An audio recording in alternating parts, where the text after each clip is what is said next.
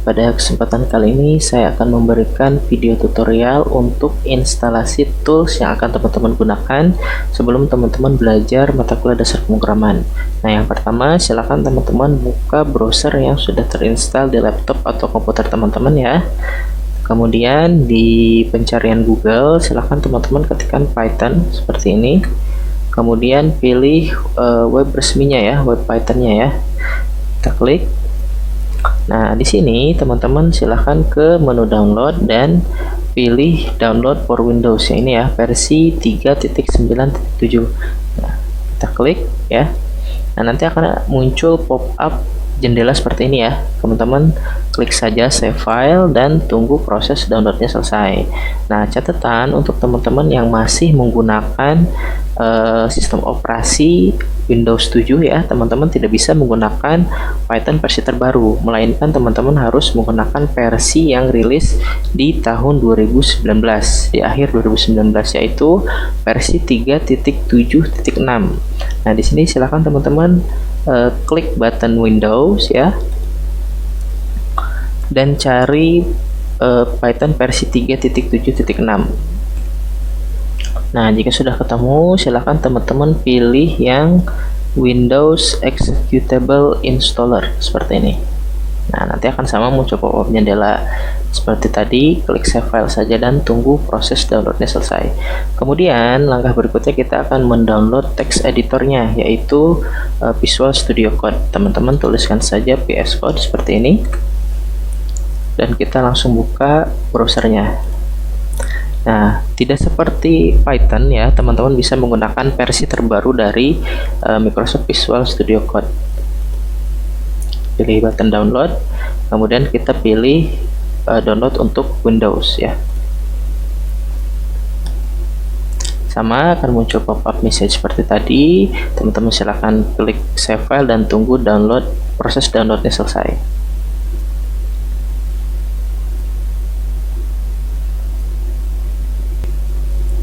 Jika sudah, langkah pertama teman-teman silahkan install Python terlebih dahulu ya. Nah, kita klik install now, tunggu sampai prosesnya selesai. Jika sudah selesai, teman-teman klik button close saja ya.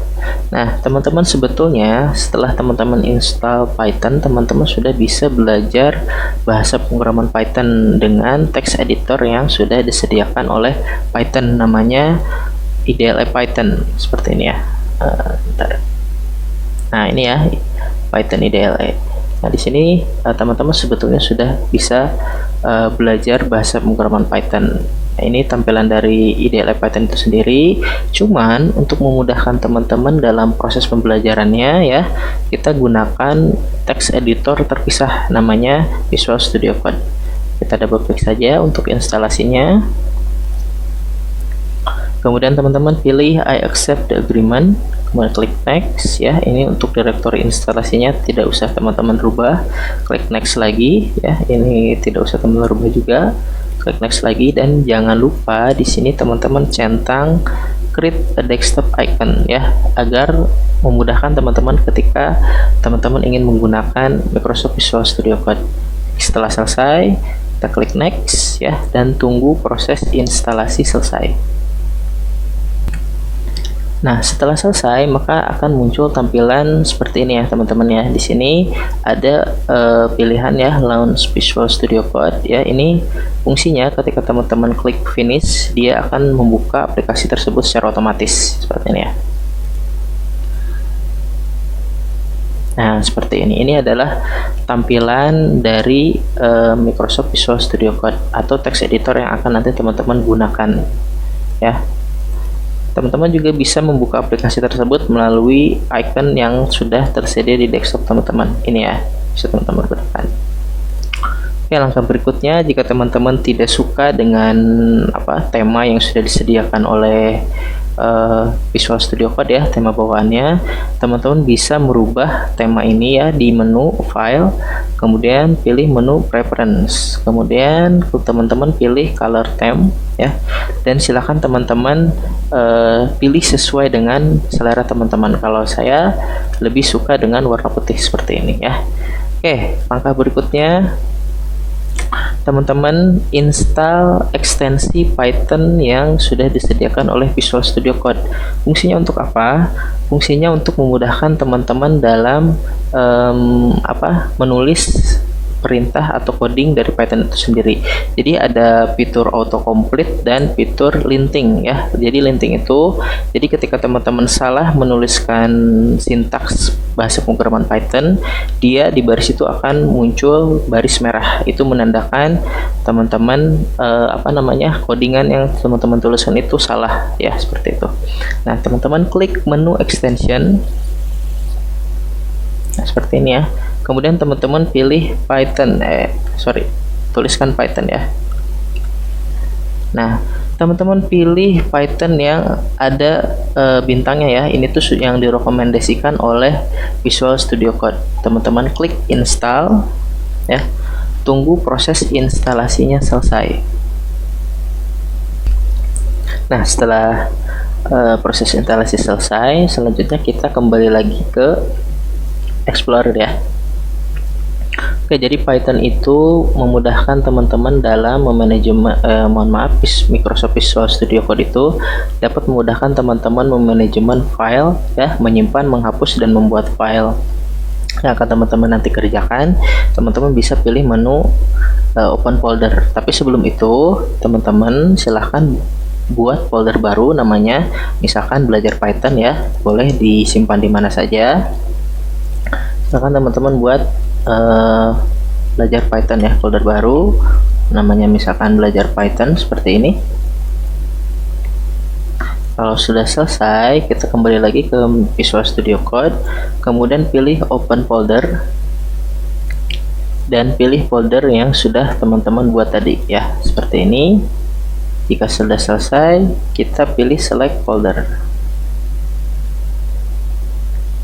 Oke, jika ada tampilan seperti ini, teman-teman klik yes saja ya. Nah, kita klik folder belajar Python-nya ya. Di sini teman-teman bisa membuat file baru, menghapus ya, atau bahkan merubah namanya. Di sini teman-teman klik ini ya, new file. Misalkan kita kasih namanya test gitu ya, test.py. Nah, py itu adalah menginisialisasikan bahwa bahasa pemrograman yang akan kita gunakan itu adalah Python, seperti itu ya. Kalau sudah, di enter saja ya, seperti ini. Maka di sini teman-teman sudah bisa mengeksekusi perintah bahasa pemrograman Python. Saya contohkan seperti ini ya. Print itu adalah perintah untuk mencetak ya. Print misalkan saya sedang belajar Python, seperti ini. Kalau sudah selesai, teman-teman klik save saja, klik file, ke menu file, kemudian pilih save ya, atau Ctrl plus S ya.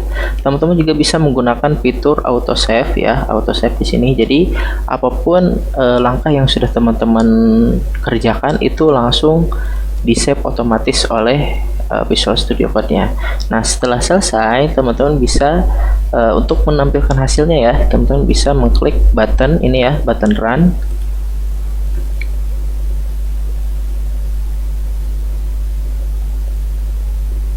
Nah, maka teman-teman maka akan muncul ya di terminal Visual Studio Code apa yang sudah tadi teman-teman ketikkan. Misalkan di sini print saya sedang belajar Python, maka di sini juga akan tampil sama seperti yang teman-teman ketikkan sebelumnya. Nah, seperti itu. Mungkin itu saja yang bisa saya sampaikan untuk pertemuan ini. Mungkin nanti lebih detailnya akan dilanjutkan di materi pembelajaran pertemuan 1 ya. Saya akhiri. Mohon maaf jika ada kata-kata yang kurang berkenan. Wassalamualaikum warahmatullahi wabarakatuh.